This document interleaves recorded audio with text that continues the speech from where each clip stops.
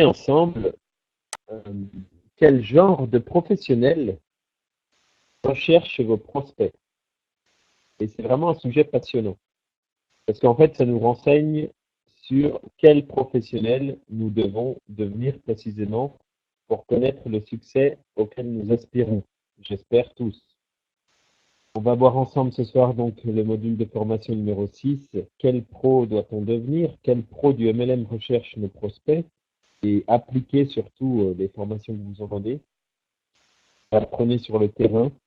Voilà, on ne peut pas tout apprendre en théorie, bien entendu, mais il faut régulièrement confronter à la réalité, au terrain, ce qu'on a appris, appliquer, et puis l'intégrer au fur et à mesure.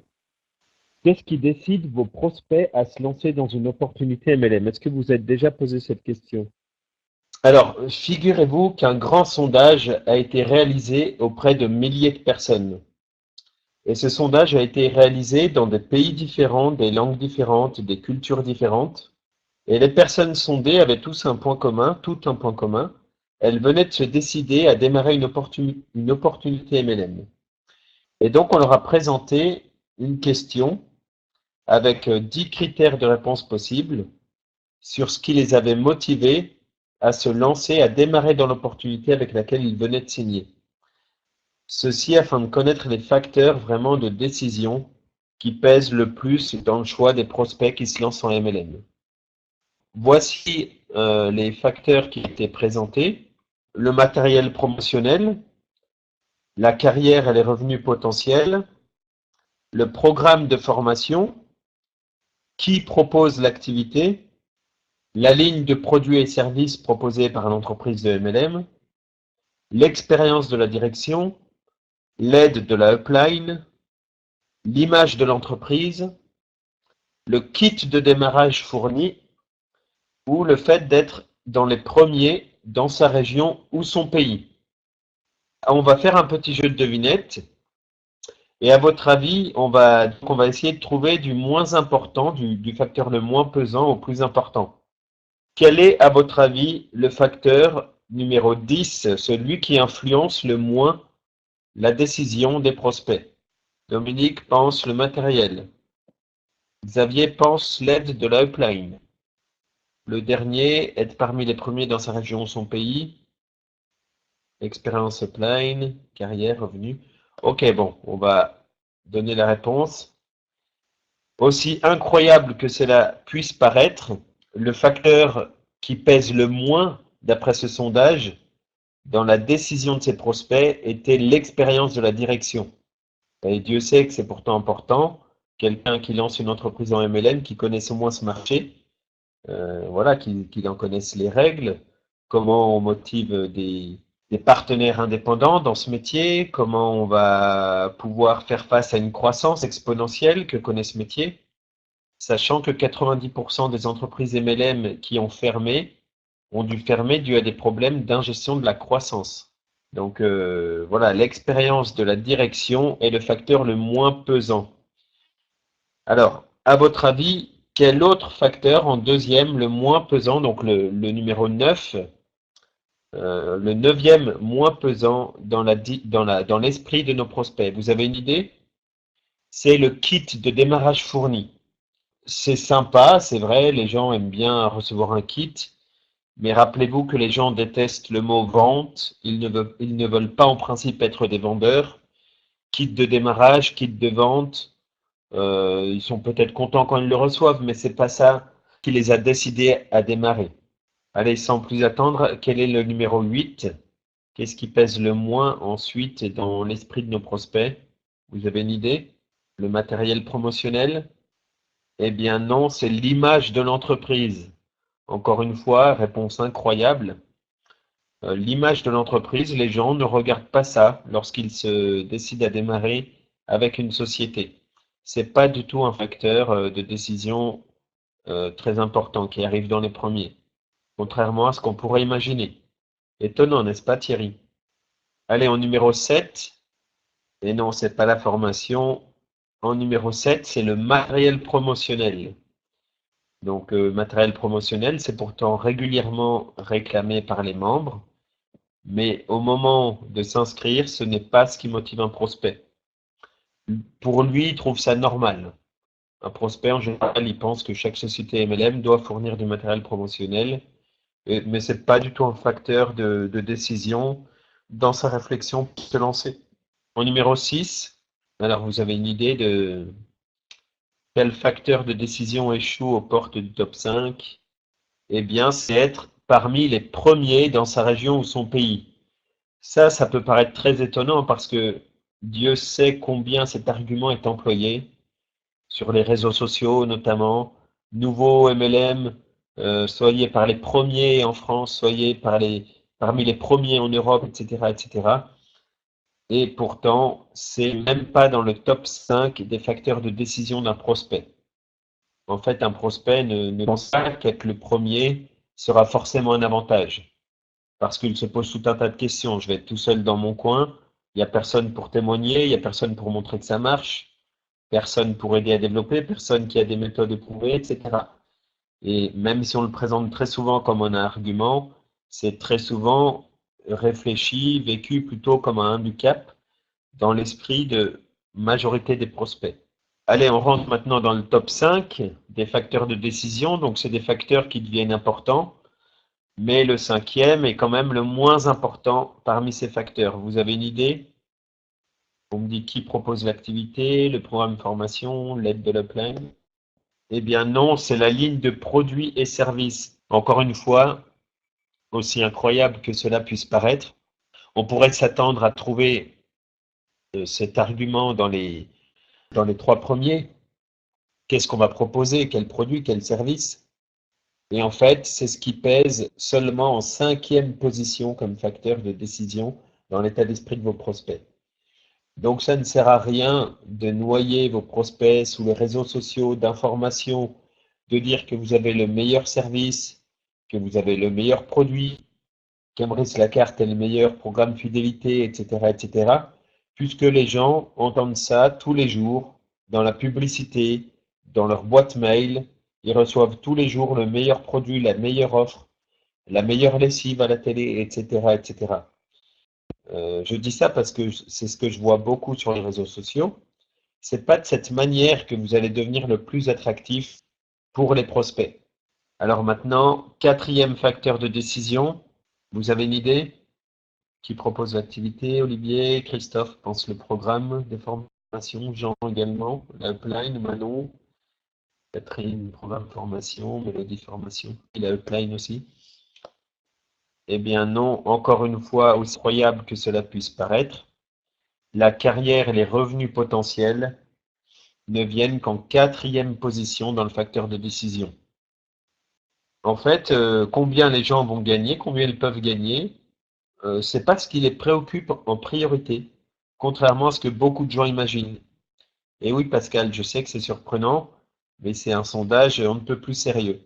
Et donc, on va rentrer maintenant dans le top 3. Et donc, ça devient très intéressant puisque là, on est dans des facteurs d'influence qui deviennent vraiment importants pour les membres, pour les prospects, pardon, que vous côtoyez, à qui vous vous adressez. Et donc, en facteur numéro 3, on a le programme de formation.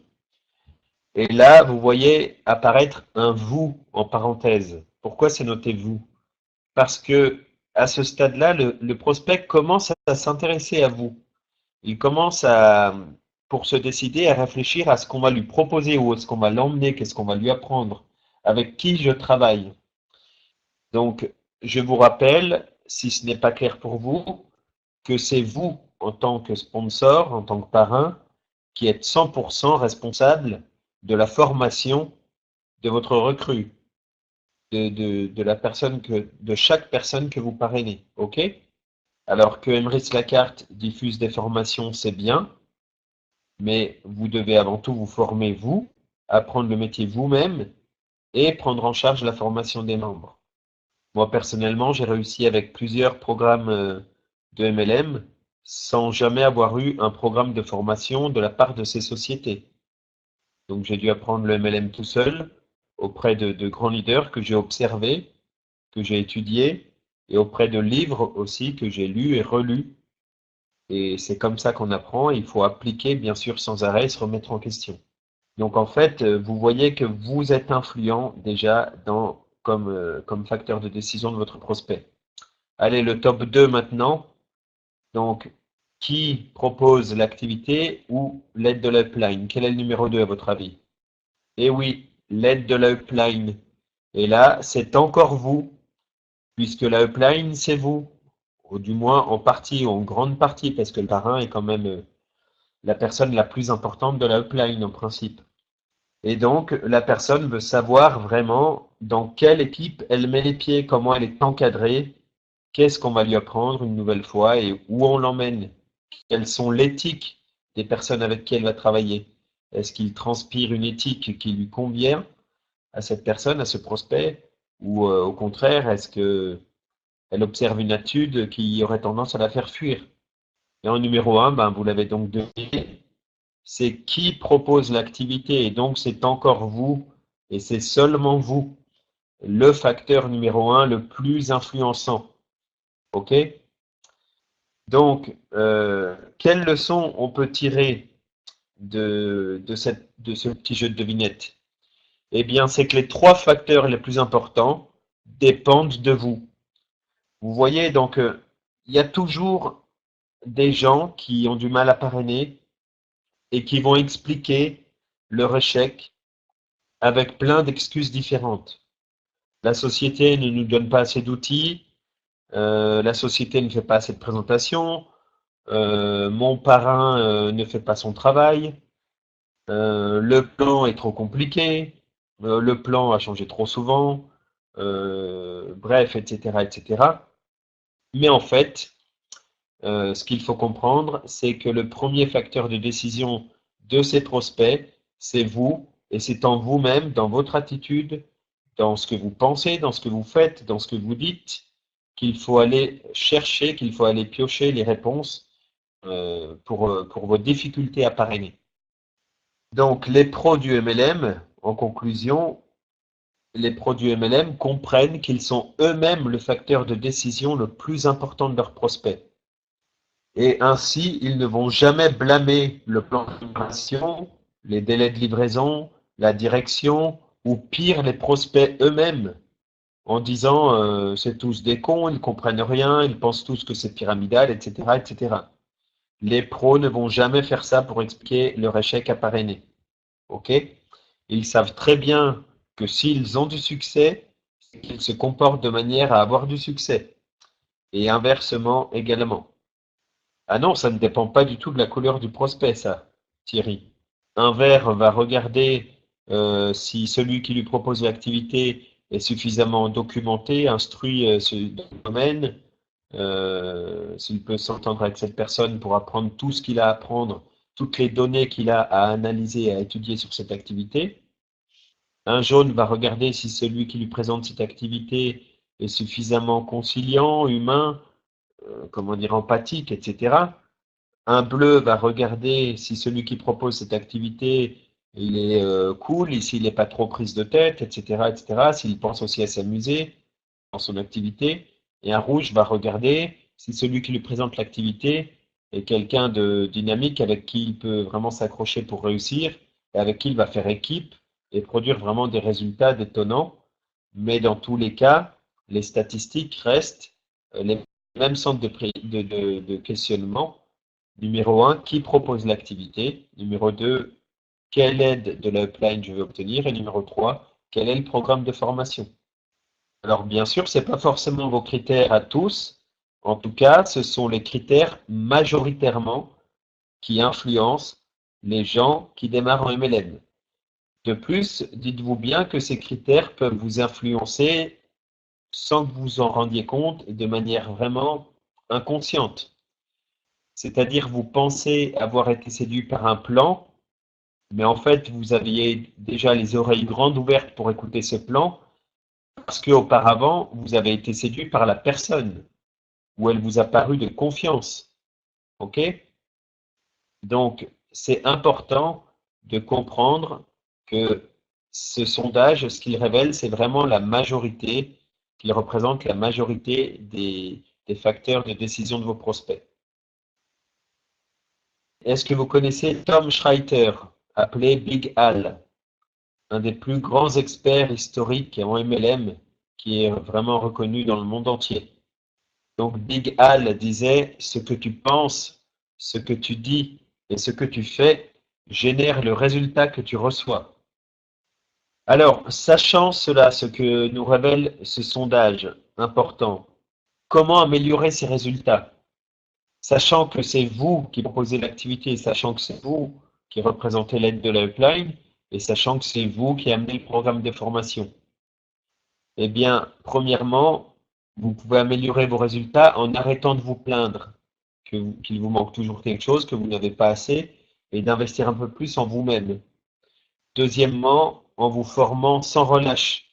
Vous devez connaître non seulement par cœur vos formations, mais les appliquer et les réapprendre encore. Troisièmement, en travaillant sur soi, sans relâche également, en apprenant à devenir plus empathique, plus conciliant, en apprenant à comprendre mieux les différences dans les profils sociaux, comme on l'a étudié déjà à travers les profils de couleurs, en devenant attractif. Comment on devient attractif? En utilisant les bons mots, pardon, en supprimant de son vocabulaire les mots négatifs, en vous y prenant avec les bonnes méthodes, les bonnes approches. Alors, autre chose que les pros du MLM savent et appliquent naturellement, c'est l'image donc de la stratégie des 4 plaques de cuisson. Imaginez une plaque de cuisson qui est froide, une qui est tiède, une qui est chaude et une qui est brûlante. Maintenant, imaginons que vous vouliez faire chauffer un verre d'eau froide. Que se passe-t-il si vous prenez un verre d'eau froide, très très fraîche, et que vous le posez directement sur la plaque brûlante? Qu'est-ce qu'il va se passer? Qu'est-ce qu'il risque de se passer? Le verre risque de péter, exactement. Et donc, pour imager un peu nos actions d'information en MLM, eh bien, sur ces 4 plaques, la plaque froide, c'est le premier rendez-vous, c'est le 2-to-1. Donc, ce qu'on appelle un 2-to-1, c'est le partenaire qui a invité un prospect et qui le présente à son parrain, qui fait la présentation pour lui. OK? Donc, c'est une rencontre de 2 personnes avec une personne. Le professionnel en MLM et son parrain qui rencontre un prospect. Et donc, il faut y aller soft lors du premier rendez-vous. C'est vraiment une information dans les grandes lignes. L'intérêt de ce premier rendez-vous, c'est surtout de faire connaissance avec le prospect, de voir s'il y a un intérêt éveillé en lui, un intérêt pour obtenir des compléments de revenus, pour s'engager dans une activité. Est-ce qu'il a le temps? Est-ce qu'il a l'envie? Est-ce qu'il est prêt à faire ce qu'il faut pour réussir? OK? Quand vous avez passé cette première étape, vous pouvez poser le verre sur la plaque tiède, donc le jaune. Et donc, le jaune, qu'est-ce que c'est? C'est les informations publiques. J'espère que vous en faites avec votre équipe parce que c'est un élément très important pour votre réussite. Et c'est la présentation de toute l'équipe. Voilà, si vous passez déjà à la plaque jaune dès le début, c'est un peu trop brusque. OK? Il faut vraiment prendre le temps de connaître une personne et ensuite lui présenter l'équipe. Il faut faire les choses dans l'ordre. Passez à cette deuxième étape dans les 40-72 heures après le premier rendez-vous. Ensuite, la plaque chaude, donc orange, dans les 40 à 72 heures après une info publique ou après la présentation de votre équipe, c'est un rendez-vous stratégique. Donc là, c'est le formateur, ça peut être vous ou votre parrain qui formez votre nouvelle recrue. Et ce rendez-vous stratégique, ça peut être la première formation et les premiers appels, l'objectif étant de fixer les premiers 3-4 rendez-vous avec des prospects, avec ses prospects à lui, de sa liste personnelle. Donc là, pareil, si vous, dès le début, vous parrainez quelqu'un et vous voulez tout de suite lui faire appeler des gens, c'est beaucoup trop brusque. Prenez le temps de faire un rendez-vous découverte, de le qualifier, s'il est qualifié, de l'inviter à une présentation publique, de lui présenter les gens avec qui vous travaillez, de lui présenter un peu le programme de formation, etc. Et ensuite, en troisième étape, premier rendez-vous, formation stratégique, appel. Votre prospect n'est pas seul pour faire ça, on est bien d'accord. C'est vous qui l'aidez dans cette étape cruciale, des premiers rendez-vous, des premiers appels.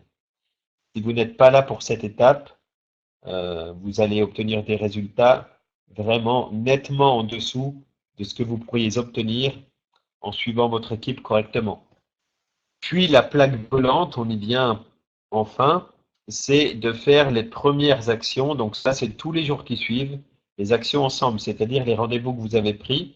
Eh bien, vous y allez avec votre nouvelle recrue sur le terrain, rencontrer ses prospects et vous l'accompagnez pendant au moins les 3 à 5 premières fois, 3 à 5 premiers rendez-vous.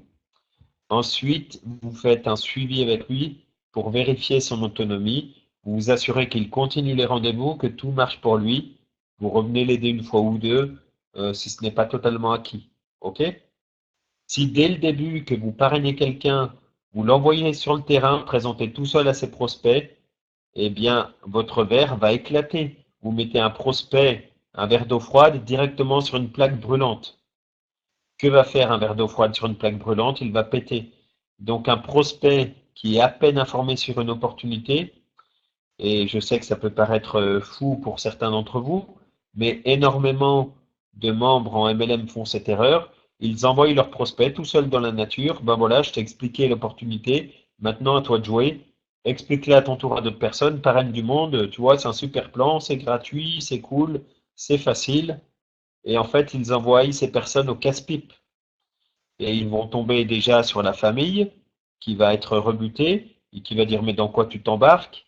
Ok, c'est des problèmes que vous éviteriez si vous étiez là avec votre prospect et que vous rencontriez vous avec lui, sa famille, ses amis proches, etc. C'est des problèmes qui n'existeraient pas. Donc votre prospect risque d'éclater, d'être très nettement découragé dès ses premières démarches. Si vous le mettez tout de suite sur la plaque rouge. Ok, donc il y a un ordre à respecter. Pourquoi on respecte cet ordre? Parce qu'au fur et à mesure, votre prospect il se met au diapason.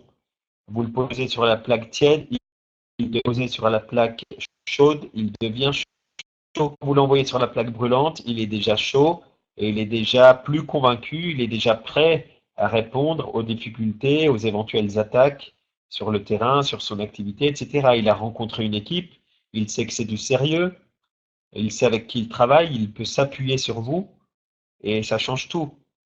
Donc c'est très important de respecter ces étapes et les professionnels en MLM respectent ces étapes. Les prospects que vous démarchez espèrent travailler avec des professionnels qui respectent ces étapes.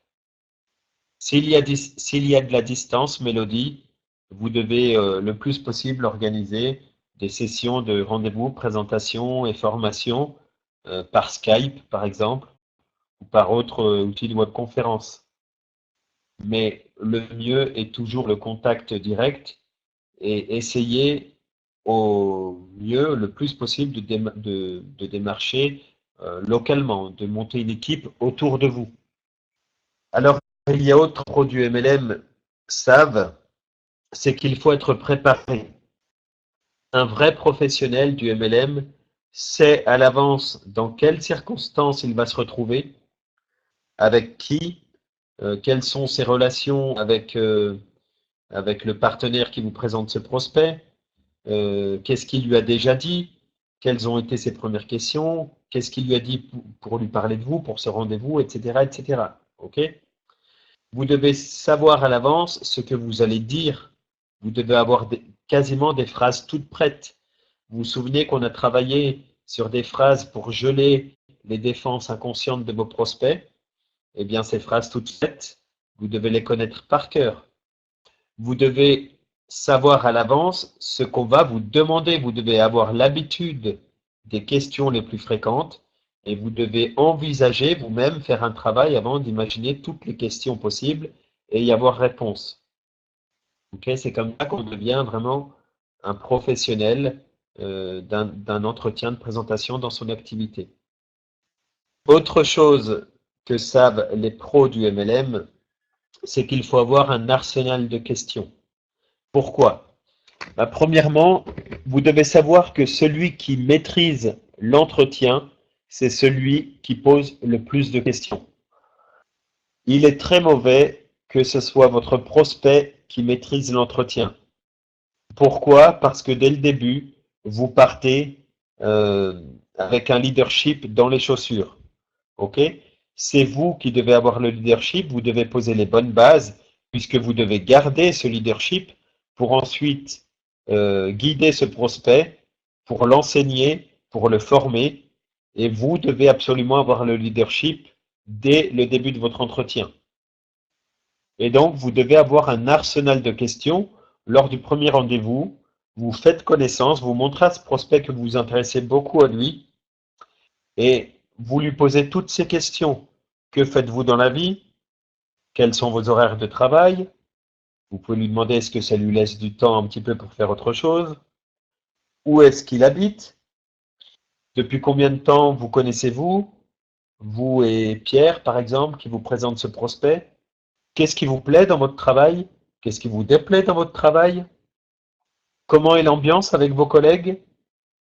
Quelles sont vos perspectives d'évolution? Quand avez-vous eu une augmentation pour la dernière fois? Comment voyez-vous votre vie? Si vous aviez 2 mois de congé et tout l'argent du monde, que feriez-vous? C'est quoi la manière idéale pour vous de bien gagner votre vie? Ok, vous voyez, toutes ces questions, c'est des questions qui montrent que vous êtes un professionnel, que vous vous intéressez à qualifier la personne qui est en face de vous.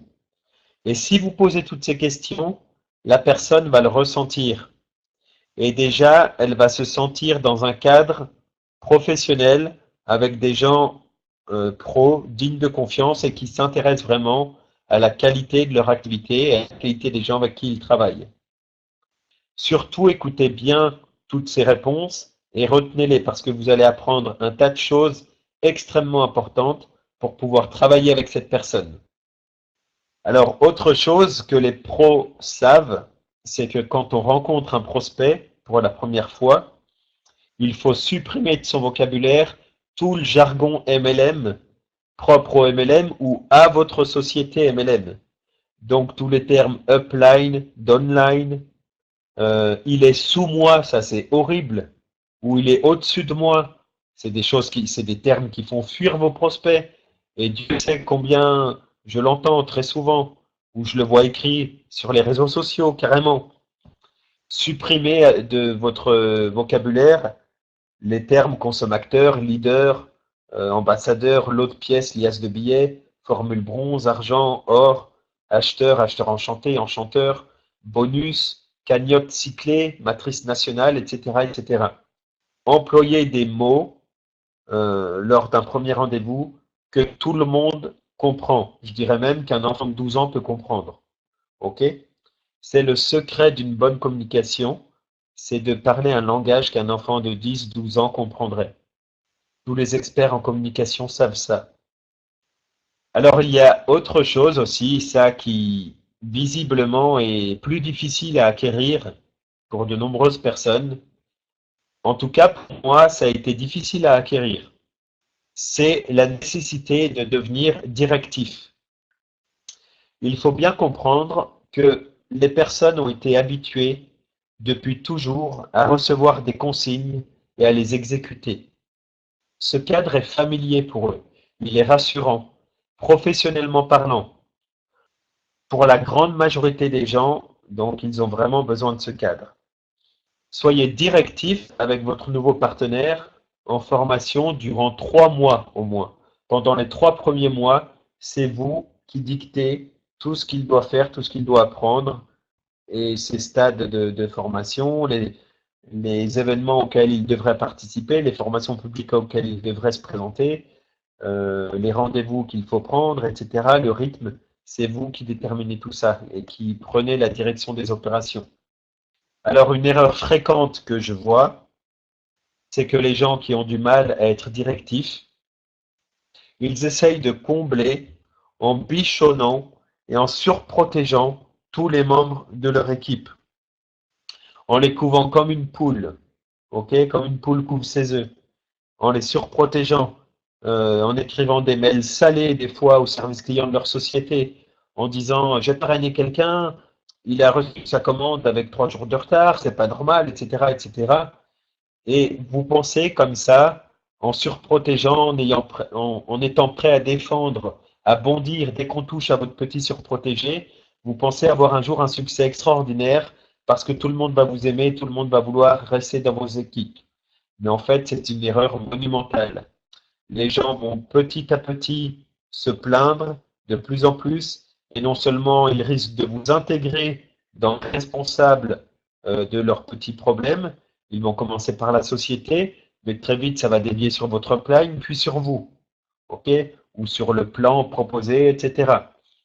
Donc ce qui est très important dès le début, si vous ne voulez pas vous retrouver dans cette situation, c'est d'être directif, d'éduquer, entre guillemets, les membres de votre équipe à cesser de se plaindre, premièrement, à se former, à se responsabiliser, à penser de manière positive et constructive.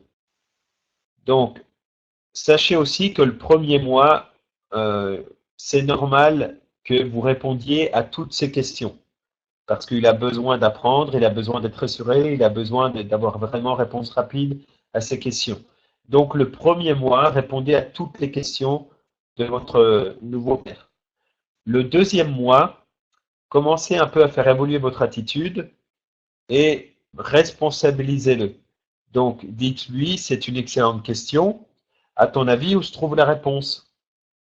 Alors par exemple, vous avez un partenaire qui vous demande euh, c'est combien de points déjà pour atteindre le rang 3 étoiles? Eh bien là, vous pouvez lui répondre, c'est une excellente question. À ton avis, où se trouve la réponse? Ou est-ce qu'on l'a entendu pour la dernière fois? Et là, il va vous dire, ben, c'était dans la présentation complète. On l'a entendu pour la dernière fois samedi matin en ligne. OK. Et où elle se trouve, cette présentation? Eh bien, dans la bibliothèque de documents. Très bien. Alors, qu'est-ce que tu vas faire pour trouver ta réponse? Eh bien, je vais aller voir dans la bibliothèque. OK, félicitations. Ok, vous voyez comme il faut agir. C'est important, entre guillemets, d'éduquer, de responsabiliser les gens avec qui vous travaillez. Sinon, ça va vite devenir ingérable. Le troisième mois, prévenez votre partenaire que c'est à lui de vous appeler quand il en a besoin et que vous ne pouvez pas l'appeler, vous, sans arrêt pour prendre de ses nouvelles. C'est important que ça aille dans ce sens-là, les rapports, et vous pouvez le justifier très bien par le fait que lui, il a un seul parrain. En revanche, vous avez peut-être des dizaines, des centaines, voire des milliers, je vous le souhaite, de membres à vous occuper et à qui vous pouvez répondre. OK? Donc, il est logique que ce soit lui, quand il est besoin, qu'il vous appelle et non l'inverse. Donc, expliquez-lui ça au bout du troisième mois. Ne faites pas ça dès le premier mois ou le deuxième mois parce que votre partenaire risque de se vexer, de ne pas comprendre, il a encore beaucoup besoin de votre aide et il peut se sentir abandonné. Bien que vous lui dites que vous êtes là, disponible quand il vous appelle, mais du simple fait que vous ne l'appeliez plus régulièrement, il peut mal le prendre. Donc expliquez-lui ça à un moment où il est quand même à un stade de formation plus avancé, à partir du troisième mois, euh, c'est vraiment le moment idéal pour lui expliquer ça. Autre chose importante, qui va toujours dans le sens d'éduquer, de former, de responsabiliser, c'est de faire témoigner en public vos partenaires au bout de 2-3 mois. C'est très important parce que vous devez les familiariser le plus possible à parler en public. Et le fait de faire un témoignage, ça va construire leur histoire avec la société, avec le service, avec le produit, et ça va les valoriser, d'être écoutés, d'être applaudis. Ils risquent d'ailleurs d'y prendre goût très vite, et ça va leur donner envie de le refaire, de reparler en public de nouveau, et ça, c'est une très très bonne chose pour notre activité. Voilà la fin de cette formation. J'espère que vous avez pris un maximum de notes, que ça vous a été profitable, que ça vous sera profitable, que vous allez bien intégrer tous ces enseignements et les mettre à profit rapidement. Bon succès à tous et excellente soirée. Merci. Au revoir.